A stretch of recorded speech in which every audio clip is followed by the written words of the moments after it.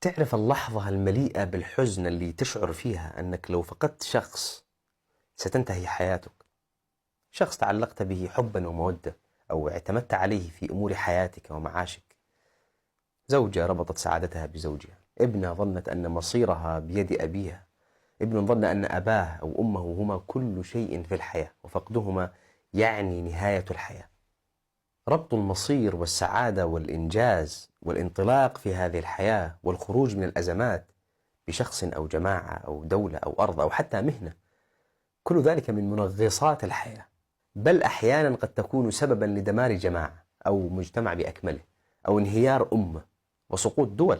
ومن أعظم المواقف التاريخية التي ممكن نستشهد بها إن لم يكن أعظمها وأشدها تأثيرا في مثل هذا الشأن هو موت النبي. يموت صلى الله عليه وسلم وتكون مصيبة موته هي أعظم فاجعة على المسلمين وأشد مصائبهم. اضطرب المسلمون، فمنهم من أقعد ولم يطق القيام، ومنهم من اعتقل لسانه فلم يطق الكلام، ومنهم من أنكر موته بالكلية لهول الصدمة.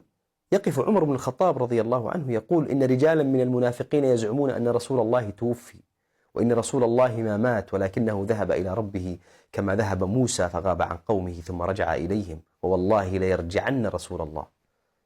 هذا عمر.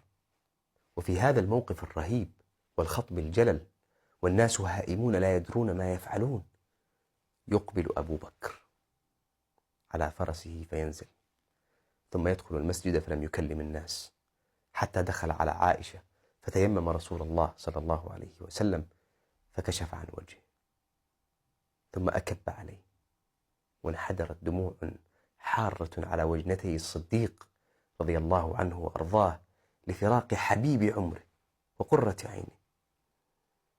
ثم قال وقلبه يتفطر: بأبي أنت وأمي، لا يجمع الله عليك موتتين، أما الموتة التي كتبت عليك فقد متها. ثم خرج في ثبات عجيب يليق بخير الأمة بعد نبيها، فوجد عمر في ثورته يتكلم مع الناس والناس ملتفون حوله يتمنون لو أن كلامه كان حقا وأن رسول الله صلى الله عليه وسلم سيعود. يقول الصديق في رباطة جأش عجيبة: اجلس يا عمر.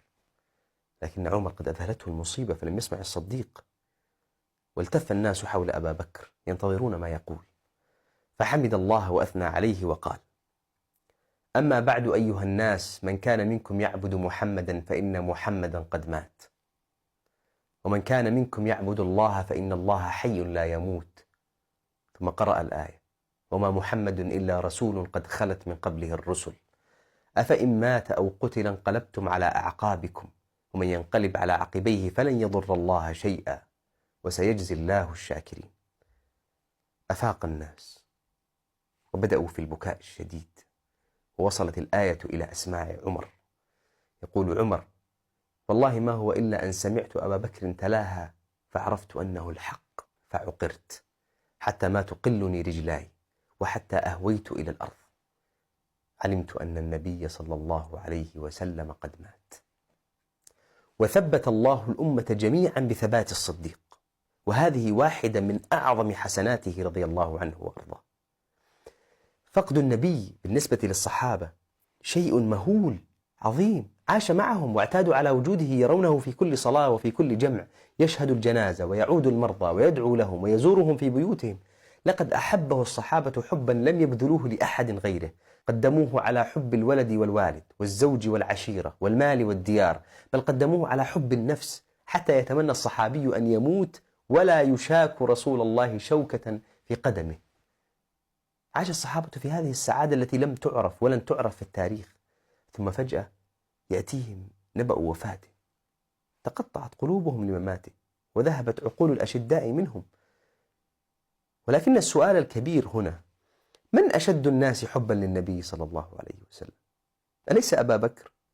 في نظر كثير منا من أحق بالبكاء والحزن والذهول والنواح عليه صلى الله عليه وسلم؟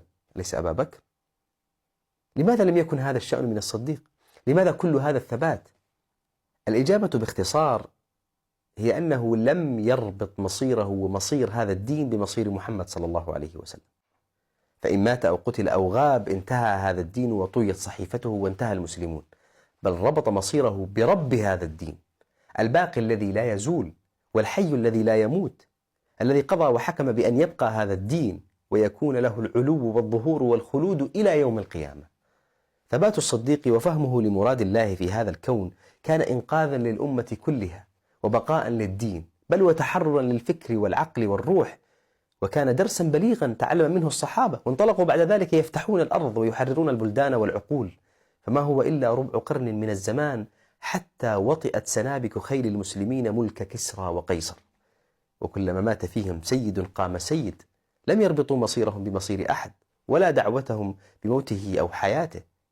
وكل انكسار للأمة بعد ذلك إلى زمننا هذا كان من أهم أسبابه غياب هذا الفهم، وربط الناس مصيرهم ومصير هذا الدين بقائد أو منقذ أو مخلص، فكان الضعف وكان الهوان وكانت الذلة. ربط المصير لا يختص برمز من البشر فقط، بل ينسحب على أمور كثيرة في حياتنا، فقد يربط البعض مصيرهم ببلد أو جهة أو جماعة أو فرد، فيتكون لديهم الإدراك بأن مصيرهم مرتبط بوجودهم وسعادتهم مرتبطة برضاهم، ولذلك تحصل الصدمة والانهيار عند فقدهم أو سخطهم. من تكون لديه الفهم لهذه المسألة أدرك معنى الحياة والوجود والخلق والبقاء والفناء واللقاء والفراق، وأصبح لديه اتزان وبعد نظر وفهم للحاضر وتخطيط للمستقبل وشدة توكل على الله وثبات وبصيرة عند الحوادث والمصائب، فلا تأسره وظيفة ولا تحده أرض ولا يستعبده كيان ولا تقعده مصيبة أو ظرف. أفرغ قلبك من الخلق واجعل الله نورا لك في حياتك، فمن وجد الله فماذا فقد، ومن فقد الله فماذا وجد. السلام عليكم ورحمة الله وبركاته.